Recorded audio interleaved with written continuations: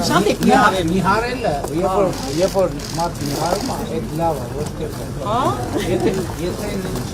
մենք խոսում ենք ամբողջ Սանկտ-Պետերբուրգից տնական ավանի բնակիչների կողմից։ նույն տնական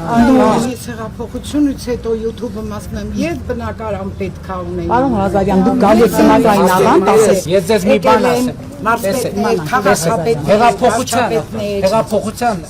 Հեղափոխության իմաստն ու նպատակը երբեք այն չի եղել, որ մարդկանց տներ բաժանի։ Հեղափոխության նպատակն եղել այն, որ մարդկանց աջակցի, օգնի,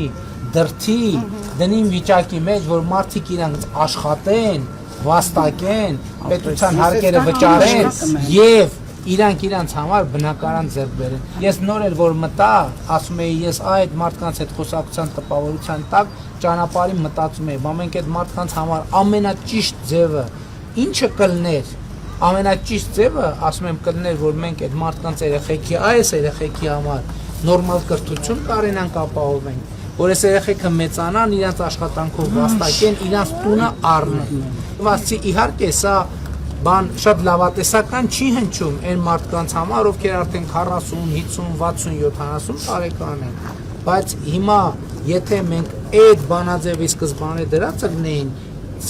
ձեզնից շատերը եւ կամ ձեր երեխեքը արդեն տուն առած կլինեն, այդ տնակներից դուրս եկած։